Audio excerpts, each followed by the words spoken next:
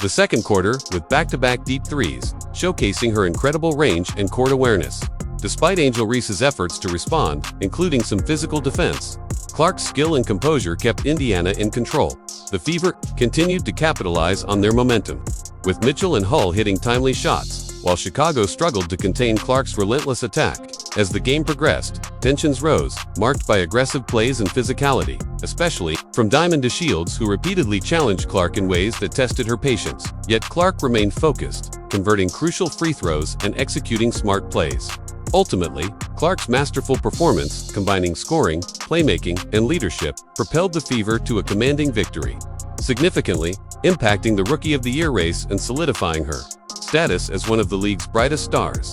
The second period saw Caitlin Clark heat up with back-to-back deep threes from NBA range, expertly using Iverson cuts and high screens to shake off defenders. Angel Reese attempted to respond but was called for a travel, allowing Clark to maintain momentum by threading a full-court bounce pass to Erica Wheeler after a blocked shot, finishing the play brilliantly. Michaela Aniware, who started strong, continued to chip in key points for the Sky, but Clark's exceptional court vision and passing kept her in the spotlight. Mitchell executed a textbook backdoor cut, receiving a precise spin pass from Clark that brought Clark's assists to 6 before halftime, quickly rising to 7.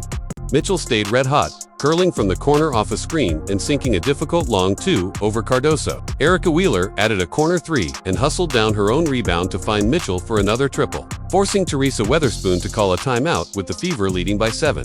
Mitchell dominated with 15 points on efficient shooting and wasn't finished, scoring 10 points in the second quarter alone with tough shots off another Iverson cut play. Meanwhile, Chicago found themselves trailing by double digits.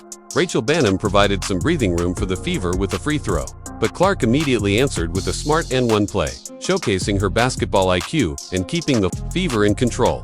Lindsay Allen, after a strong start, quieted down until late in the half, while Angel Reese, who had been mostly silent with just 2 points, finally found her rhythm by sinking a hesitant long two-pointer. However, controversy arose when referees called 2 questionable kickball turnovers on Caitlin Clark in back-to-back possessions, both missed by officials, which frustrated Clark and caused her to momentarily neglect defense, leading to an easy transition layup for the Fever. The half ended with Lindsay Allen's free throws, leaving the Fever with a narrow 47-42 lead. The first half was dominated by backcourt battles, with Clark and Kelsey Mitchell combining for 33 points, while Allen and Michaela Aniware kept Chicago competitive. Interestingly, the frontcourt, despite featuring 4 lottery picks, largely canceled each other out. The third quarter began with Angel Reese earning a free point from a technical foul, giving her a positive start after a rough first half. Clark grabbed a rebound, pushed the pace, and hit an uncontested jumper from the left winger's signature shot as the league's leading scorer, matched against Camila Cardoso, who had previously bested her in the national championship. Clark exploited the mismatch with a clever fake, behind-the-back dribble, and a step-back 3 over Cardoso, finally securing her revenge. Rachel Banham stayed aggressive and hit her shots, but Clark's relentless offense continued to drive the Fever's momentum forward. Caitlin Clark immediately responded after missing a shot by drawing a foul and calmly sinking all 3 free throws, keeping the Fever in the game.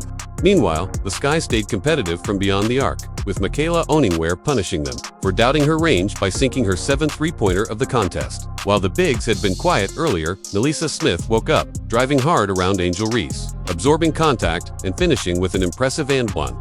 Chicago continued their inside-out game as Camila Cardoso battled physically in the paint, tipping the ball to Reese, who found Lindsay Allen knocking down another 3. Allen was perfect from deep and kept Chicago within 7 points midway through the third quarter. Nelisa Smith continued to impose herself down low, drawing fouls and scoring more and-ones, while Clark, showing maturity as a floor general, prioritized getting Smith the ball, drawing defenders inside before kicking out to Smith for a tough runner over Cardoso and even hitting a rare three-pointer to extend the Fever's lead to 12. Yet the Sky remained close, fueled by Diamond DeShields, who took over late in the quarter, attacking the rim aggressively and finishing with a behind-the-back scoop and an and. Clark stayed sharp at the free throw line, and the Fever executed a beautiful inbound play where Clark and Mitchell faked passes before finding Totis for a slick-assisted basket.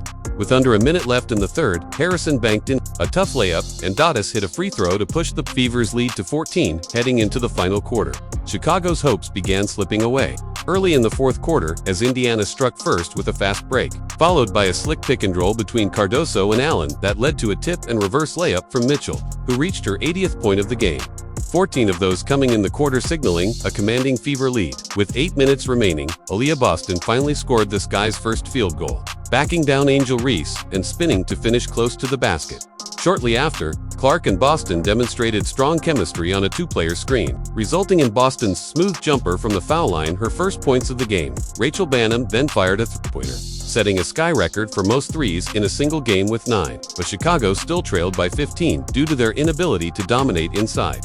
Unlike Indiana, who capitalized on Clark's drives and kickouts. Two sharpshooters, like Lexi Hall, Clark orchestrated the offense with precision, including a bounce pass to Hall for back-to-back threes, pushing her assists to 12 as she chased a double-double. Even down by 19, Clark kept pushing, hitting a long jumper reminiscent of her Iowa days. However, tensions flared as Diamond DeShields targeted ...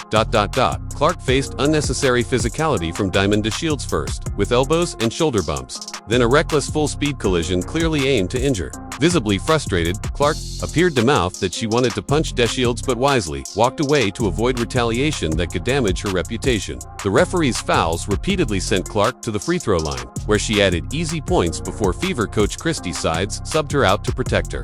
Clark soaked in the moment, proud of her dominant performance as the Fever led by nearly 30 points with just over 3 minutes remaining. Meanwhile, Angel Reese, amid allegations of stat padding her double-double streak, remained on the court against bench players, adding points late to reach her 23rd double-double rookie record.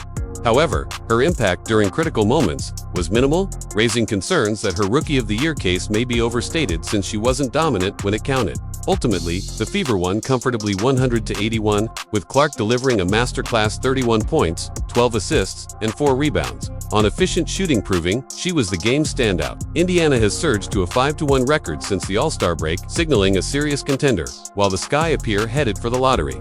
Clark's performance likely sealed the Rookie of the Year race, stealing the spotlight from Reese, despite ESPN's earlier prediction. For more on this controversial topic and an in-depth look at Angel Reese's dominant yet flawed game, check out my upcoming videos. Signing off, this is DKM. Until next time, peace.